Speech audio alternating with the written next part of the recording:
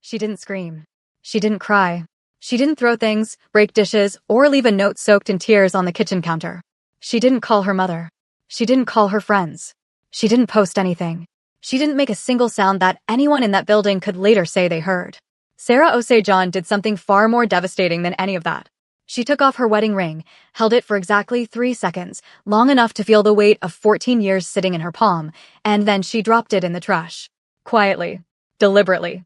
Like she was discarding something that had expired. Like she had already grieved it, already buried it, already moved through the other side of the pain while her husband was busy choosing someone else. And then she picked up her bag and walked out. No slamming door. No final words. Just the soft, certain click of a latch, the quietest sound John Hyun-soo never heard because he wasn't home. He was with her. The other woman. Laughing at a dinner table across the city while his wife of 14 years was removing every trace of him from her body with the calm, focused energy of a woman who had made up her mind a long time ago and was only now, finally, acting on it. He came home at 2 a.m. The penthouse was dark. That was not unusual. Sarah went to bed early when she had early calls with her father's office in Accra. He moved through the darkness without turning on lights, a habit built from years of operating in spaces where too much visibility was a liability. He poured himself a drink. He sat on the edge of the bed for a moment, looking at the outline of what he assumed was his wife sleeping beside him. He didn't reach for her. He hadn't reached for her in months. He slept. It was 6 a.m. when he found it. He was in the kitchen, still in yesterday's shirt, waiting for the coffee to finish, when something caught his eye in the open trash bin near the counter. A small, sharp glint. Something catching the early light in a way that didn't belong there. He almost ignored it. He almost walked past it and poured his coffee and started his morning and let the day carry him forward the way it always did. But he didn't. He reached in. And when he pulled it out and held it up and recognized it, really recognized it, the specific weight of it, the particular cut of the diamond he had spent 2 hours choosing in a jewelry store on Michigan Avenue 14 years ago because nothing else was good enough for her. Something happened to John Hyun-soo that had not happened to him since he was a frightened young man with nothing. His hands started shaking. He turned toward the bedroom. Walked fast. Pushed the door open. The bed was made. Her side was smooth, unslept in, perfectly arranged. Her closet door was open, not ransacked, not emptied in anger, but carefully, selectively cleared. The things she truly valued, gone. The things that didn't matter, left behind with the same quiet precision she applied to everything in her life. Sarah was gone. Not stormed out. Not temporarily staying with a friend. Gone.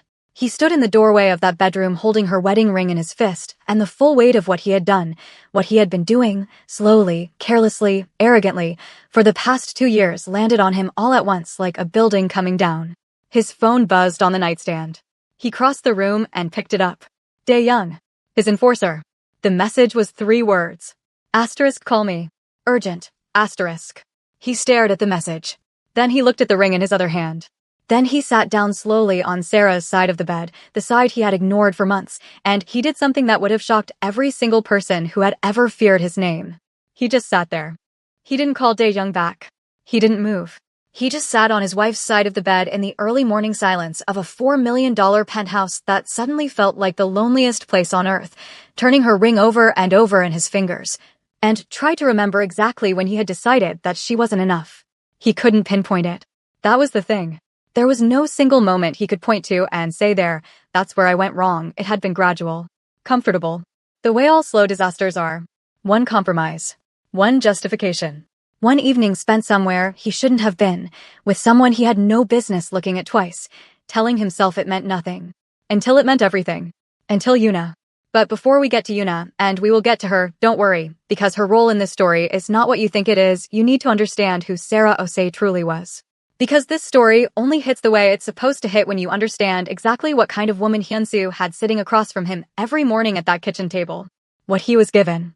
What he was trusted with. What he wasted. Sarah was born in Atlanta, Georgia, to a Ghanaian father and an American mother. She grew up in 2 worlds and never once struggled to carry both. She had her father's stillness, that deep, immovable calm that people chronically mistook for passivity until the moment she decided to correct that misunderstanding. She had her mother's warmth, the kind that made people feel immediately seen and safe in her presence. She had a master's degree in international trade. She spoke 4 languages. She had taken her father's import-export operation from a strong regional business into a quietly formidable international network before she was 30 years old. She did not talk about what she had built. She simply operated at a level that made the talking unnecessary. She was also, and this is the detail that had undone Hyun-soo from the very beginning, completely, almost infuriatingly unimpressed by dangerous men. Not reckless. Not naive. She understood danger perfectly well. She had grown up watching her father navigate complex, high-stakes environments with grace and absolute control. She simply refused to perform off for men who expected it. She met power with composure. She met intimidation with stillness.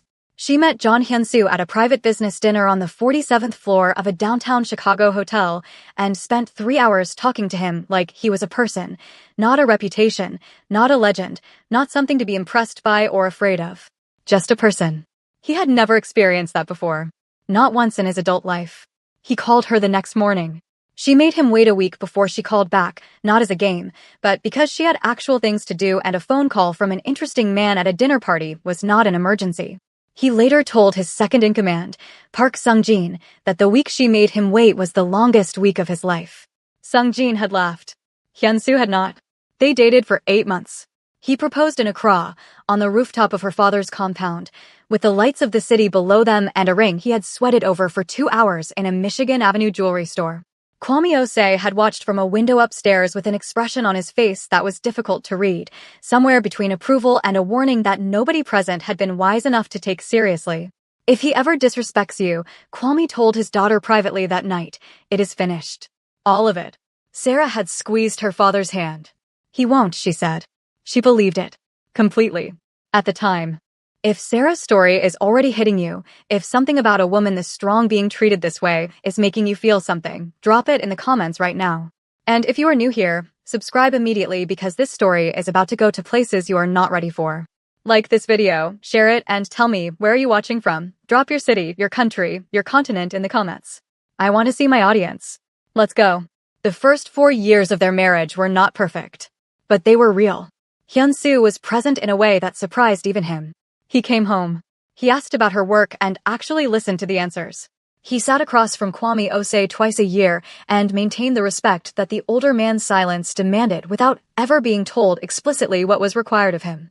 He was, in those years, trying. Sarah saw the trying. She honored it. But the syndicate was growing. The money was getting bigger. The rooms Hyun-soo was operating in were getting more dangerous and more intoxicating in equal measure. And with the growth came something that success does to certain kinds of men, a slow, creeping rearrangement of priorities that is invisible until it has already restructured everything. He started coming home later. Then not at all some nights. The explanations were always credible, business, always business, and Sarah was not a woman who needed her husband attached to her side to feel secure. She had her own work, her own purpose. She gave him room because she respected him and because she understood the life. But room, when given to the wrong man at the wrong moment, does not produce gratitude. It produces distance. And distance, left unaddressed, produces exactly the kind of emptiness that a certain kind of woman is very skilled at filling. Her name was Yuna. And she had been watching Hyun-soo for a very long time. Yuna Park was not the most beautiful woman in Hyun-soo's world. She was not the smartest. She was not the most accomplished. She did not have Sarah's depth or Sarah's stillness or Sarah's particular brand of quiet, unshakable authority that made people instinctively trust her in rooms full of strangers. What Yuna had was something more dangerous than any of those things. She had patience. And she had a plan. She had entered the syndicate's orbit 3 years ago as a junior financial consultant attached to one of their legitimate front companies, a real estate development firm on the north side of Chicago. She was sharp, efficient, and careful never to overreach. She learned the structure of the organization faster than anyone expected. She learned who mattered, who was decorative, and who held actual power. She learned Hyun-soo's schedule, his preferences, his pressure points, and his vanities with the focused dedication of someone who was not simply working a job, but executing a long-term strategy. She also learned about Sarah. And here is where Yuna proved herself truly dangerous. She did not make the mistake that most women in her position would have made. She did not try to compete with Sarah. She did not try to be better than Sarah or smarter than Sarah or more impressive than Sarah. She understood, with cold clarity, that competing with Sarah Osei on any of those terms was a losing proposition. So she did something else entirely. She made herself easy. Everything about Yuna was designed to feel like relief. Where Sarah was deep, Yuna was surface, smooth, uncomplicated, requiring nothing difficult from the man sitting across from her. Where Sarah challenged Hyun-soo, pushed back on his thinking, held him accountable to the version of himself he had promised to be, Yuna simply agreed. She laughed at everything he said. She made him feel brilliant and powerful and unquestioned in a way that Sarah, who loved him enough to tell him the truth, had never been willing to manufacture. It felt to Hyun-soo like rest. That was the trap. He mistook the absence of depth for the presence of peace. The first time he stayed late at the office with Yuna, it was, genuinely, for work. The second time, he told himself the same thing and almost believed it. By the third time, he had stopped explaining it to himself at all, which is how men like Hyun-soo operate when they are doing something they already know is wrong. They don't justify it. They just move forward and let the momentum carry them past the point where stopping is comfortable. Sarah noticed. Of course she noticed. Sarah noticed everything. She had simply learned, over years of loving a complicated man in a complicated world, to choose carefully which battles were worth the energy of fighting. She watched. She waited. She filed things away in that precise, organized mind of hers and continued showing up as his wife with full dignity, while internally she was already beginning to calculate. She asked him once. Directly. Over dinner on a Tuesday night, without drama or accusation, just her eyes on his face and a question that deserved an honest answer. Is there someone else? Hyun-soo had looked at her across the table. His jaw had tightened almost imperceptibly. No, he said.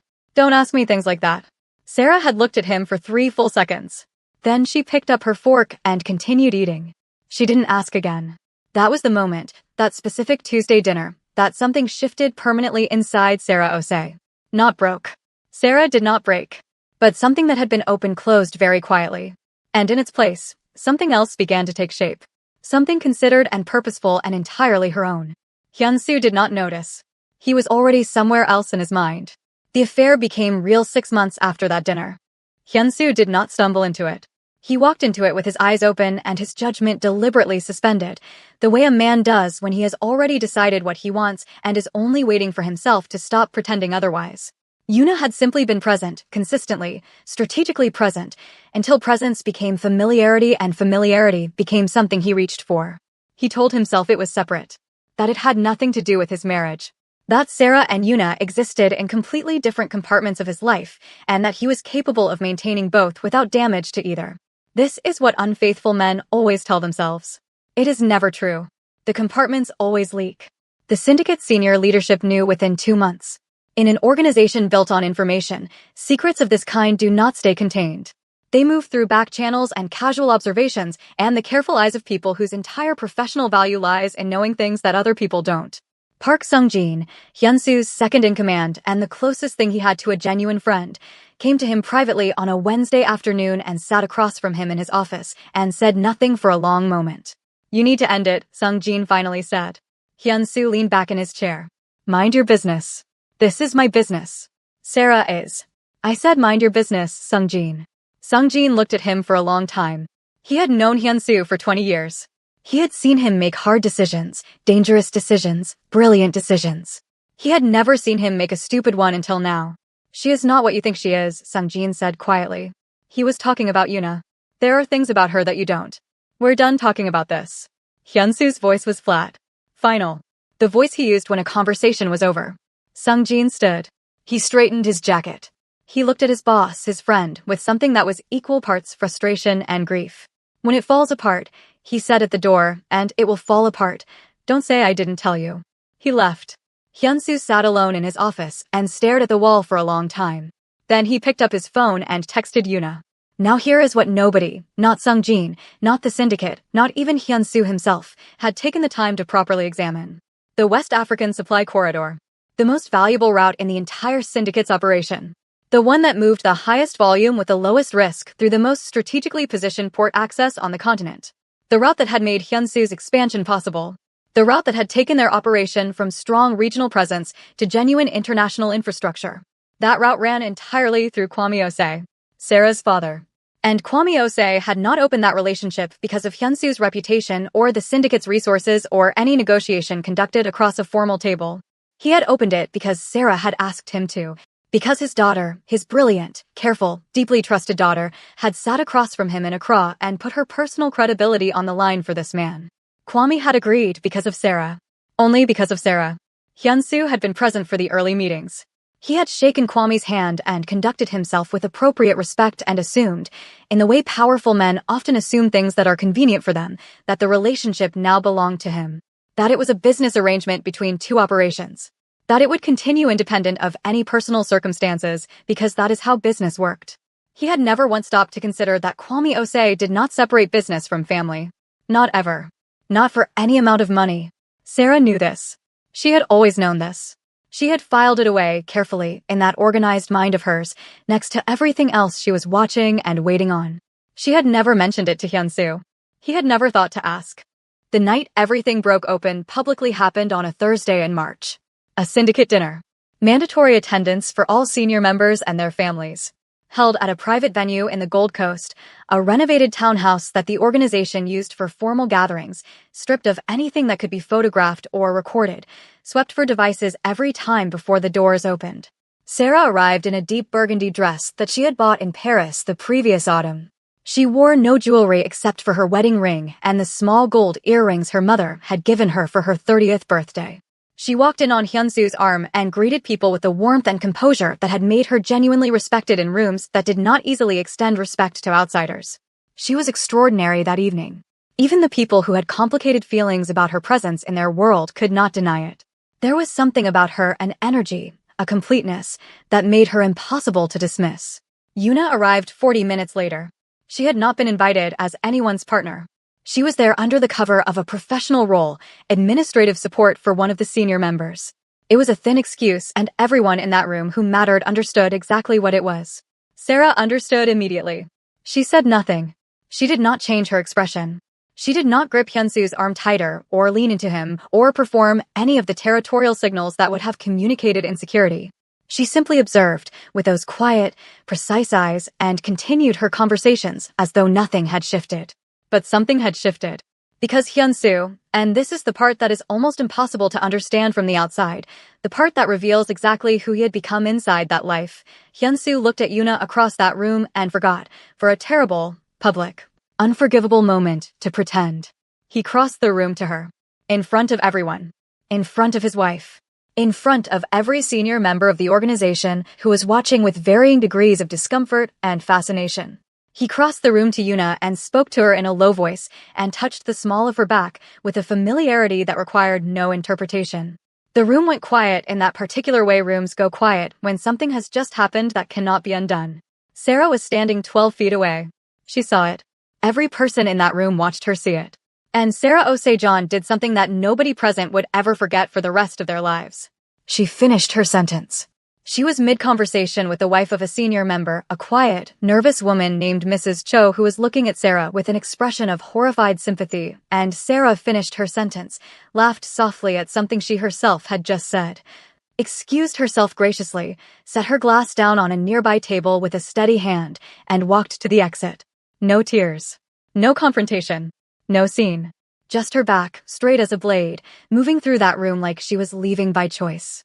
Like this place, these people, this life had simply ceased to be worth her time. The door closed behind her. The room stayed quiet for a long moment. Then Hyun-soo turned around. And for the first time that evening he looked at the space where his wife had been standing and something moved across his face, something complicated and ugly and too late, before his expression closed back down into the flat, controlled mask he showed the world. He did not go after her. That was his final, fatal mistake. If you felt that, if Sarah walking out of that room with her head high just hit you somewhere deep, let me know in the comments. What would you have done in her position? And if this story is gripping you, hit that like button right now, because the algorithm needs to know this story deserves to be heard. Subscribe if you haven't already. Sarah did not go to a friend's house. She did not go to a hotel in a state of shock, sitting on the edge of a strange bed scrolling through her phone looking for someone to call. She did not drive around the city crying. She did not do any of the things that the people she left behind in that room probably imagined her doing, falling apart somewhere private, grief-struck and undone, waiting for her husband to come after her. She went home. She walked into the penthouse at 10:47 p.m., set her clutch on the kitchen counter, and stood in the center of that beautiful, expensive, carefully decorated space for exactly 1 minute. Just stood there, breathing, looking at everything around her with the calm, systematic eyes of a woman who was no longer looking at her home, but at an inventory. Then she went to the bedroom and changed out of her Paris dress and sat at the small writing desk near the window that overlooked the city and opened her laptop. She made 3 calls that night. Not emotional calls. Not calls to friends who would gasp and commiserate and tell her she deserved better.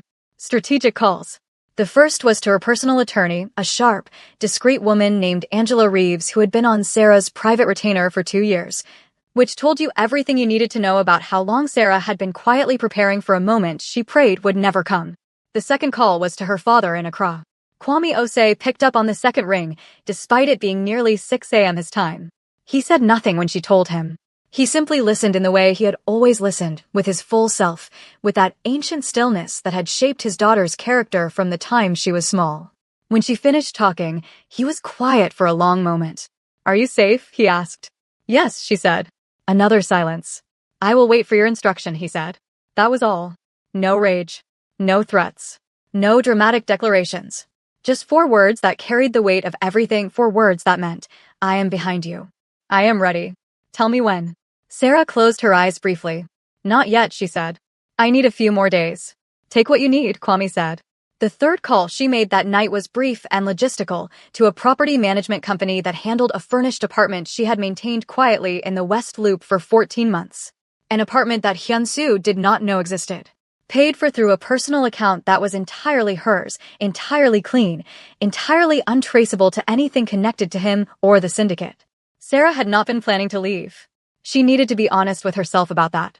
She had maintained that apartment the way a careful person maintains an emergency exit, not because she was planning to use it, but because she was the kind of person who understood that the time to build an exit is never when you desperately need one. She had built it anyway. Just in case. Just in case had arrived.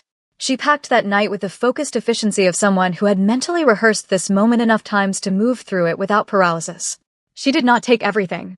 She took what was hers, documents, devices, specific items of personal value, clothing that she had bought with her own money. She left behind everything that was joint, everything that was his, everything that was the marriage. She stood in the bathroom doorway for a moment, looking at the counter where their things sat side by side, his watch, her moisturizer, the small domestic architecture of a shared life, and she felt it then. The grief. It moved through her like weather, sharp and real and physical, and she did not push it away or rush past it. She let it come. She stood in that doorway and felt the full weight of 14 years and everything she had loved and everything she had lost and everything she had tried and everything that had not been enough. 30 seconds. She gave herself 30 seconds. Then she picked up her bag and walked to the kitchen. She stood at the counter for a moment. Her left hand was resting on the surface, and she looked down at it, at the ring. The diamond caught the kitchen light. She thought about the rooftop in Accra. She thought about the jewelry store on Michigan Avenue and Hyun-soo standing there for 2 hours because nothing was good enough. She thought about Tuesday dinner and his jaw tightening and his voice saying, "Don't ask me things like that." She thought about the way he had crossed that room tonight without looking back. She took the ring off. She held it in her palm. 3 seconds. Just like the night he put it on her finger, 3 seconds of holding it with both hands, looking at it, feeling the weight. Then she dropped it in the trash. Not thrown. Not hurled. Dropped. With the same quiet deliberateness she applied to everything. A decision, not a reaction. A conclusion, not a collapse. She picked up her bag. She walked out. The latch clicked softly behind her. Hyun-soo came home at 2 a.m. to a dark apartment and a made bed and a wife he assumed was sleeping. He woke up at 6 a.m. and found the ring.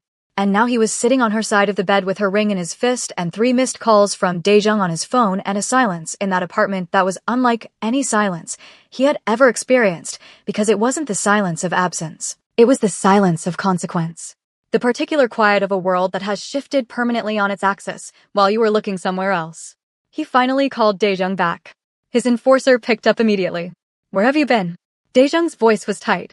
Controlled but tight, which from a man like Daejung was the equivalent of panic. "Talk," Hyun-soo said. "We have a problem with the West African corridor." Hyun-soo was quiet for a moment. "What kind of problem?" "The kind where it stopped. Completely.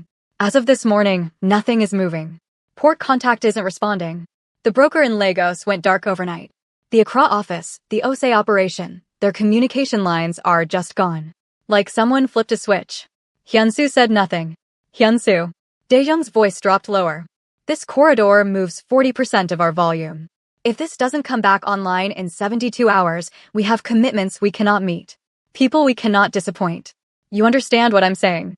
I understand, Hyunsu said quietly. He was still holding the ring. Do you want me to reach out to Kwame Ose directly? Dae-young asked. A long pause.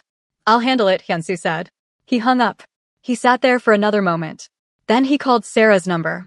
It rang 4 times and went to voicemail. Her voice calm, warm, professional, telling him she was unavailable and to leave a message. He hung up. Called again. Voicemail. He texted. Sarah. Call me. Please. He watched the message. Single tick. Not delivered. She had blocked him. He sat with that for a moment. Then he stood up, straightened his shirt, and called Sung-jin. Sung-jin picked up on the first ring. His voice, when he spoke, had the careful neutrality of a man who had been expecting this call and had already decided not to say I told you so. She's gone, Hyunsu said. I know, Sung-jin said. How do you know? Because Mrs. Cho called her husband last night from the car on the way home, and her husband told me this morning. Everyone knows, Hyunsu. After last night, everyone knows. Hyunsu closed his eyes briefly. I need you to find her. Silence on the line. Sung-jin. I heard you. Another pause. I'll make some calls. But I need to tell you something first, and I need you to actually listen this time. Talk. The corridor going down, it's not a coincidence. The timing is not a coincidence. You need to think very carefully about what Sarah leaving actually means for this organization. Not for your marriage. For this organization. Hyunsu's jaw tightened. Find her, he said. He hung up. He walked to the kitchen. Poured the coffee that had been sitting since 6 a.m. and was now cold. Drank it cold anyway, standing at the counter, staring at the city through the floor-to-ceiling windows. 42 floors below, Chicago was already moving, already loud and purposeful and indifferent to the fact that his world was coming apart in a penthouse above it. His phone rang. Unknown number. He answered immediately. Silence on the line. Then a voice he recognized, one of the syndicate's senior figures. Elderly. A man in his 70s who had been in this business longer than Hyunsu had been alive and who did not make phone calls unless the matter was serious enough to require his personal involvement. Hyunsu, elderly said. His voice was quiet and very cold. Elderly. I am going to ask you one question and I need a real answer. Yes, sir. Where is Sarah? The kitchen felt very small suddenly. She left last night. It's a personal matter. I'm handling. It is not a personal matter. Elderly's voice did not rise. It didn't need to. The corridor going dark this morning tells me it is not a personal matter. You need to find your wife, Hyunsu. Not for your sake. For all of ours. The line went dead. Hyunsu set the phone down on the counter. He looked at the trash bin. At the ring he had placed on the counter next to his coffee cup. He picked it up again. Turned it over in his fingers. He thought about the night he proposed. Rooftop in Accra. The lights of the city. Kwame watching from the window upstairs with that expression that Hyunsu had read as approval but was now, with the cold clarity of hindsight, understanding for the first time had never been approval at all. It had been a warning. If he ever disrespects you, it is finished. He hadn't known about those words. Sarah had never told him.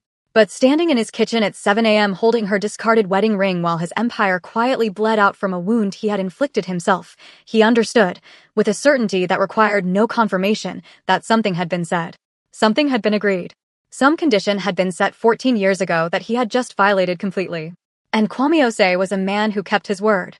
Have you ever watched someone throw away something irreplaceable and not realize its value until it was already gone? Drop your thoughts in the comments. I want to hear from you.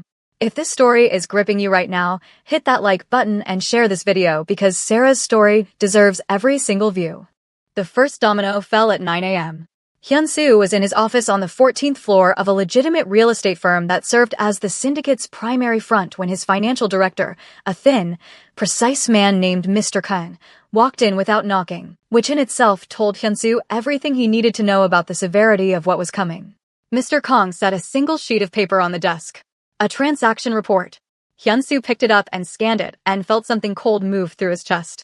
3 of their largest silent partners had initiated withdrawal requests overnight. Not 1. Not 2. 3. Simultaneously. The kind of simultaneity that does not happen by accident. The kind that happens when people have been talking to each other and have reached a collective decision and are moving together with the coordinated precision of people who have already decided that a sinking ship is not worth the risk of loyalty. When did these come in? Hyunsu asked. His voice was flat. Controlled. Between 2 a.m. and 4 a.m., Mr. Kang said. Hyunsu looked up from the paper. All 3 while I was asleep. Yes, sir. He set the paper down. Who knew about the corridor going dark before I did? Mr. Kang hesitated for exactly 1 second too long. Kong. There were communications yesterday afternoon. Before the dinner. Between the Osei office and Accra, and he paused, choosing his words with the careful precision of a man who understood that delivering bad news badly was its own kind of danger. And at least 2 of the 3 partners who submitted withdrawal requests this morning. Hyun-soo went very still. Yesterday afternoon. Before the dinner. Before Sarah had even seen what happened in that room with Yuna.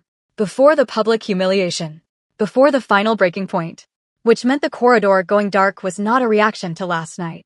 It was not a spontaneous decision made by a grieving father in response to his daughter calling him in tears. It had been scheduled. Planned. Set in motion before the dinner even began. Sarah had known what was going to happen at that dinner before she walked in. She had dressed in that burgundy dress and put on those gold earrings and walked in on his arm with full knowledge of what she was about to witness, because she had not been walking in blind. She had known about Yuna. She had known about the invitation. She had known, with the precise foreknowledge of a woman who had been watching and calculating for a very long time, that Thursday evening was going to be the night it became undeniable. And she had already made her calls before she arrived. She had walked into that dinner not as a wife about to be humiliated.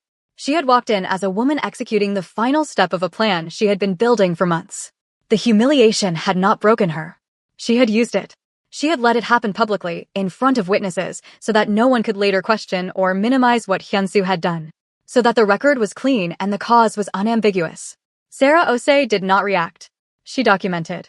Hyun-soo sat back in his chair and felt the full architectural genius of what his wife had done settle over him like cold water. Get out, he said quietly to Mr. Kang. Mr. Kang left without another word. Sung-jin came in 20 minutes later. He sat across from Hyun-soo and placed his phone on the desk between them, screen up, displaying a message thread. Read the bottom, Sung-jin said. Hyun-soo leaned forward and read. The message was from an anonymous contact that Sung-jin's network had flagged overnight. It was brief. It contained 3 pieces of information, the identities of 2 individuals who had been feeding information about the syndicate's internal structure to a rival organization operating out of Los Angeles, the account numbers of 2 shell companies that had been skimming from the syndicate's legitimate revenue streams for 8 months, and the name of the person who had introduced both individuals to the rival organization in the first place. Hyun-soo read the name at the bottom of the message. He read it again. Then he looked up at Sung-jin. Yuna, he said. The word came out flat. Almost quiet. The way a man says something when he is not surprised and is furious at himself for not being surprised. Sung-jin said nothing. He didn't need to. How long? Hyun-soo asked. From what I can piece together. Since before she joined the firm. She came in with an agenda already in place. The Los Angeles organization identified you as an expansion target 18 months ago. She was their insertion point. Sung-jin paused. She was never interested in you personally, Hyun-soo. You were the access point. The affair was the mechanism. Keep you distracted, keep you making bad decisions, keep you isolated from the people who might have seen what she was doing. He glanced at the phone, people like Sarah. Hyun-soo was quiet for a very long time. Sarah knew, he said. It wasn't a question. I think Sarah suspected. Whether she had confirmation, Sung-jin shrugged carefully, I don't know. But I think it's worth asking yourself why a woman as intelligent as your wife, who clearly saw something was wrong, chose not to confront Yuna directly. Not to expose her. Not to bring it to you or to the organization. Hyun-soo looked at him. Because she was waiting, Sung-jin said quietly. She was waiting until she had everything she needed. Until the timing served her completely. Sarah didn't just want to leave. She wanted to leave in a position of power. And she wanted whatever came next to be entirely on her terms. The office felt very small. Where is she? Hyun-soo asked. We don't know. She's not at any location we can connect to her. Her phone is either off or destroyed. Angela Reeves, her attorney, has already sent a formal communication to our legal team this morning. Very clean, very precise. Zero emotional language. Sarah is filing for divorce. Full asset separation. She wants nothing from the organization. Nothing from the joint accounts. Nothing that was ever his. Only what was provably, documentably hers before and during the marriage. Hyun-soo frowned. She's entitled to more than that. Significantly more. I know. Then why? Because she doesn't want your money, Hyun-soo. Sung-jin's voice was not unkind, but it was very direct. She never wanted your money. She wants to be clean. She wants to walk away from everything connected to you and leave nothing behind that could be used to pull her back. No joint assets means no leverage. No leverage means no reason for this organization or anyone in it to ever have cause to involve themselves in her life again. Hyun-soo absorbed this. She's protecting herself, he said. She's protecting herself, Sung-jin confirmed. Completely. Intelligently. She thought of everything. A long silence settled over the office. Outside the window, Chicago moved through its ordinary Friday with total indifference. Somewhere in the city, or perhaps already beyond it, perhaps already on a plane, perhaps already sitting in her father's compound in Accra surrounded by people who loved her without condition, Sarah Osei was living the first hours of a life entirely her own. Hyun-soo turned the ring over in his fingers. He had been carrying it since this morning. He couldn't explain why. It wasn't sentiment exactly, or maybe it was, twisted into something uglier by the particular shame of a man who understands too late that he destroyed something that could not be reconstructed. The syndicate wants a meeting, Sung-jin said. Elder Lee, the full senior council. This afternoon. About the corridor. About everything. The corridor, the withdrawals, Yuna, the Los Angeles situation. All of it. They want answers and they want a path forward and frankly, Sung-jin stopped himself. Say it. Sung-jin looked at him steadily. Frankly, there are people on that council who are questioning your leadership. Who are saying that a man who couldn't manage his own house cannot be trusted to manage this organization. That what happened last night, publicly, in front of everyone, reflects a judgment problem that goes beyond personal life. Hyun-soo said nothing. Elder Lee specifically asked, Sung-jin continued carefully, whether there was any possibility of reaching Sarah directly. Not through attorneys. Directly. Whether there was any channel, any relationship, any point of access that could open a conversation about the corridor. They want me to go to my wife and beg her to save my business. They want the corridor restored. How that happens is secondary to the fact that it needs to happen. Hyun-soo stood up. He walked to the window and looked at the city for a long moment. He thought about the rooftop in Accra. He thought about the jewelry store. He thought about Tuesday dinner and the question she had asked him with those quiet, precise eyes, is there someone else, and the lie he had told her with complete ease. He thought about the ring. Warm in the trash. He thought about Yuna, who had looked at him across that room last night with something he had read as desire and was now understanding had always been calculation. Who had used his vanity and his weakness and his slow willingness to believe that what felt like rest was actually love to dismantle 18 months of his organization's structural integrity from the inside. He had handed her the keys. He had pushed away the person who would have seen it coming and handed the keys to the person who had engineered the whole thing. He turned back from the window. Get me a number, he said. Not Sarah's. Her father's. Sung-jin raised an eyebrow very slightly. If Sarah has already talked to him, and she has, then Kwame Osei already knows everything. And Kwame Osei is the only person in this situation who has both the power to restore that corridor and any conceivable reason to take my call. And if he doesn't take it? Hyun-soo looked at the ring in his palm one final time. Then we find out exactly how much I've lost. Does it hurt to watch a man realize too late what he had? Have you ever been in a situation where someone only saw your value after you were already gone? Drop your truth in the comments. This story is hitting different, and I know you feel it. Like this video, share it with someone who needs to hear Sarah's story today, and subscribe because what happens next is where Sarah speaks, and what she says will change everything. Kwame Osei picked up on the third ring. Not the first. Not the second. The third. And in that small, deliberate gap, in those extra seconds that Kwame allowed to pass before he accepted the call, Hyun-soo understood that the older man had been expecting this. Had probably been sitting somewhere in his Accra compound this Friday morning with his phone face up on a table, watching Hyun-soo's name appear on the screen, and choosing consciously, unhurriedly, exactly when to answer. Everything with Kwame Osei was a choice. Nothing was accidental. Sarah had come by her precision honestly. Hyun-soo, Kwame said. His voice was exactly as Hyun-soo remembered it. Deep, unhurried, carrying that particular weight of a man who had lived enough life to no longer be moved by urgency he didn't create himself. Sir. Hyun-soo had not called anyone sir in 15 years. The word came out without calculation. Thank you for taking my call. I almost didn't, Kwame said simply. Not as a threat. As a fact. A silence opened between them. Hyun-soo understood that it was his silence to fill, that Kwame was not going to make this easier by asking questions or moving the conversation forward. He was going to sit in Accra in his compound and wait for the man who had disrespected his daughter to find whatever words he had available. Hyun-soo looked at the ring on his desk. He had set it down in front of him before dialing. He didn't know exactly why, maybe as a reminder of what this call was actually about. What it was actually costing him. What it should have cost him before it came to this. I hurt your daughter, he said. Publicly. Repeatedly. In ways she did not deserve and never earned. I have no defense for it and I'm not calling to offer one. Kwame said nothing. The corridor, Hyun-soo started. Do not talk to me about the corridor. Kwame's voice did not rise. It dropped. Quieter and significantly more dangerous. Do you understand me?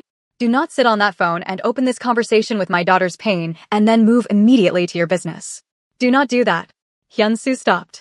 Closed his eyes briefly. You're right. I'm sorry. Another silence. Longer this time. She called me 8 months ago, Kwame said finally. Did you know that? No. 8 months ago she called me and she did not cry and she did not ask me to do anything. She simply told me what was happening in her marriage and she asked me one question. She asked me whether the condition I had set 14 years ago, the condition she told me she had never shared with you, still stood. Hyun-soo's jaw tightened. What did you tell her? I told her it had never stopped standing. A pause. I told her that I had given her time because she loved you and because I respect my daughter's choices. But that my word, once given, does not have an expiration date. 8 months ago, Hyun-soo said quietly. She's been planning this for 8 months. She has been preparing, Kwame corrected him. There is a difference between planning to leave someone and preparing to survive the leaving with your dignity and your future intact. Sarah was not plotting against you. She was protecting herself because the man who was supposed to protect her had stopped doing his job. The words landed without drama and hit harder for it. I need to ask you something, Hyun-soo said. Ask. Is there anything, any conversation, any terms, any path that leads to the corridor being restored? Not for my sake. I understand my position clearly. But there are people connected to this operation who have nothing to do with what happened between Sarah and me. Obligations that go beyond my personal situation. A very long silence. That is not a question for me, Kwame said. Hyun-soo frowned. Sir, the corridor was opened because of Sarah. It was closed because of Sarah. Whether it reopens is therefore also because of Sarah. I am her father. I am not her decision-maker. The faintest shift in Kwame's voice, something almost like pride. You want an answer to that question, you find a way to ask my daughter. If she agrees to speak to you, that is entirely her choice. She's blocked me on everything. Then I suggest, Kwame said, with the measured patience of a man who had run out of sympathy, but not out of fairness, that you find a way to be worth unblocking. The line went quiet for a moment. Is she all right? Hyun-soo asked. The business calculation was gone from his voice now. Just the question. Raw and unguarded in a way he hadn't allowed himself to be all morning. Kwame considered this for a moment. She is with her family. She is safe. She slept. A pause. She is heartbroken, Hyun-soo. Do not mistake her composure for the absence of pain. My daughter feels everything deeply. She simply refuses to perform her suffering for people who don't deserve the show. Hyun-soo closed his eyes. I know, he said quietly. I know that about her. Then you always knew what you had, Kwame said. Which means the choices you made were not made in ignorance. They were made in comfort.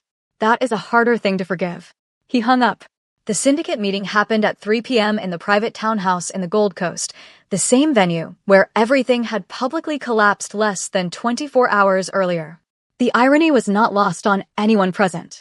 Hyun-soo sat at the head of the table out of habit and watched the faces of 11 men who had built things alongside him and were now looking at him with varying arrangements of disappointment, calculation, and barely concealed readiness to move in whatever direction self-preservation pointed. Elder Lee sat at the far end of the table with his hands folded and his expression unreadable.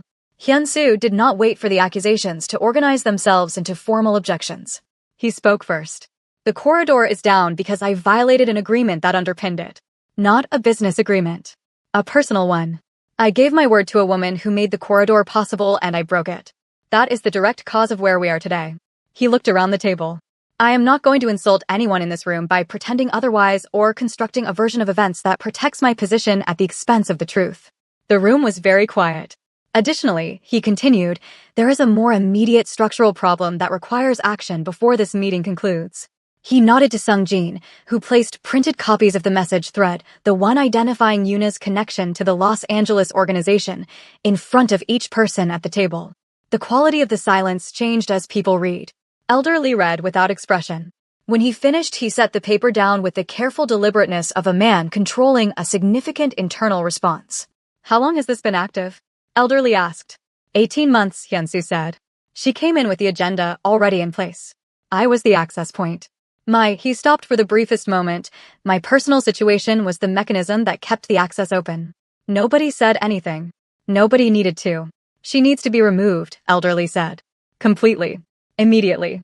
And the Los Angeles situation needs to be addressed with appropriate seriousness. Agreed, Hyun-soo said. I'll handle it personally. You'll handle it, Elderly said, after we resolve the corridor. Because without the corridor, this organization does not have the operational capacity to address Los Angeles with the seriousness it requires. He looked at Hyun-soo directly. Can you reach Sarah? Not directly. Her father made clear that any conversation would be at her discretion. Then we wait for her discretion, Elderly said. Something in his tone had shifted, not softer exactly, but recalibrated. And while we wait, I want it understood around this table that Sarah Osei is to be treated with the full respect owed to someone whose relationship with this organization has been, he paused, choosing the word deliberately, undervalued. Whatever she decides. Whatever her terms are. We meet them. He looked around the table until he had eye contact from every person present. Are we agreed? A quiet chorus of assent moved around the room. Sarah's call came at 7 p.m. Not to Hyun-soo. To Angela Reeves, her attorney, who relayed the message to the syndicate's legal team in formal written language that was clean and precise and entirely devoid of the emotion that had produced it. Sarah had agreed to one conversation. Not with Hyun-soo. With Elderly directly, as the representative of the organization. Her terms for the conversation were simple. It would happen on a video call, her attorney would be present, and the subject matter would be confined exclusively to the operational future of the corridor. Her personal situation, her marriage, and her decisions were not on the agenda and would not be discussed. Elderly agreed within 4 minutes of receiving the request. The call happened at 9 p.m. Hyun-soo was not on it. He sat in his office 2 floors above the conference room where Sung-jin and Elderly and 3 senior members were gathered around a screen. And he sat with the ring on the desk in front of him and the city outside the window and a very specific kind of silence that is unique to men who are waiting to find out the cost of who they chose to be. He didn't have to wait long. Sung-jin came upstairs 40 minutes later. He sat across from Hyun-soo and folded his hands on the desk between them. The corridor will be restored, Sung-jin said. Full operational capacity. Phased resumption over the next 10 days. Hyun-soo exhaled slowly. Her terms. 3. Sung-jin met his eyes steadily. First, the organization formalizes its relationship with the Osei network through a direct partnership agreement. No intermediary. The relationship is documented and recognized as a principal partnership, not a subcontracted service. Kwame Osei sits at the table as an equal partner going forward. Hyun-soo nodded slowly. That should have been the arrangement from the beginning. Yes, Sung-jin said simply. It should have been. Second, a financial acknowledgement. A significant one. Structured as a partnership buyout of the value the Osei network has contributed to the organization over 14 years without formal recognition. Angela Reeves has the figures. They are, he paused, substantial. And entirely justified. Agreed, Hyun-soo said without hesitation. And the third. Sung-jin was quiet for a moment. The third condition was not negotiated by Angela Reeves, he said carefully. It came directly from Sarah herself. Verbally. At the end of the call, after everything else was agreed, she asked to speak without the attorneys present for 60 seconds. Hyun-soo looked at him. What did she say? She said, Sung-jin looked down briefly, as though recalling the exact words. She said that the third condition was that John Hyun-soo be removed from his operational position within the organization. Not prosecuted, not harmed, not pursued in any way. Simply removed. She said she would not rebuild a business relationship with an organization that was still being run by a man whose judgment had already proven fatal to it once. The office was very still. Elderly agreed? Hyun-soo asked. Elderly agreed before she finished the sentence, Sung-jin said quietly. Hyun-soo sat with that for a long moment. He looked at the ring. He looked at the city. He looked at the 14 years contained in the space between those two things, the ring and the city, the choice he had made and the life it had cost him. Then he nodded. Once. Slowly. She's right, he said. Sung-jin looked at him. She's right, Hyun-soo said again. Quieter. Like a man who has finally stopped arguing with the truth. My judgment was fatal. I had something extraordinary, and I treated it like it was ordinary, and the moment it stopped being convenient, I chose something easier. That's not a leader. That's not even a decent man. He picked up the ring one final time. Turned it over. Set it back down. She's right. A long silence settled between them. What will you do? Sung-jin asked. Hyun-soo looked out at the city for a moment.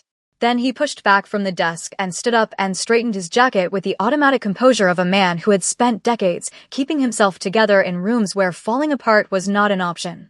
I'll do what she asked, he said. I'll step down. I'll make it clean. No resistance, no conditions. He paused. And then I'll figure out who I am when I'm not hiding behind all of this. He walked to the door. Hyun-soo, Sung-jin said behind him. He stopped. For what it's worth, Sung-jin's voice was careful, genuine. She didn't ask for your destruction. She could have. She had everything she needed to take this organization apart completely. She chose not to. Hyun-soo was quiet for a moment. I know, he said. That's the most Sarah thing about all of it. A pause. She never wanted to destroy me. She just refused to keep saving me from myself. He walked out. In Accra, at the same hour, Sarah Osei sat on the rooftop of her father's compound, the same rooftop where a man had proposed to her under city lights 14 years ago with a ring he had spent 2 hours choosing because nothing else was good enough. She sat there with a glass of water and her father's hand over hers, and the warm African night wrapped around everything, and she felt not happy, not yet, that would take time, but free. Cleanly, completely, irrevocably free. Her phone buzzed on the table beside her. A notification from Angela. Everything confirmed. Everything signed. Everything done. She looked at it for a moment. Then she turned the screen face down. Kwame squeezed her hand. It's over, he asked. Sarah looked out at the lights of Accra spreading across the darkness, below them bright and alive and entirely indifferent to the story that had just concluded in a city on the other side of the world. No, she said quietly. A small, certain smile moved across her face. It's not over. She looked at her father. It's just finally mine. And that is the story of Sarah Osei. A woman who never begged, never broke, and never once confused a man's inability to recognize her value with a reflection of her worth. She did not leave in pieces. She left in power. She did not ask to be chosen. She made herself impossible to replace, and when he replaced her anyway, she made sure he felt every single consequence of that decision for the rest of his life. Not out of revenge. Out of standards. There is a difference. Sarah knew the difference. And that difference was everything. If Sarah's story moved you, if something about a woman who stayed quiet, stayed strategic, and stayed winning hit you somewhere real, this comment section is yours. Tell me what you felt. Tell me what Sarah's walk out of that room meant to you. Tell me about the moment in your own life when you finally chose yourself. If you watched this entire story from beginning to end, you're exactly the kind of person this channel was built for. Hit that like button right now. It takes 1 second, and it means everything for getting this story to the people who need to hear it. Share this video with someone who needs Sarah's energy in their life today. And subscribe. Because there are more stories coming, stories with this same depth, this same fire, this same refusal to let powerful women be reduced to side characters in their own lives.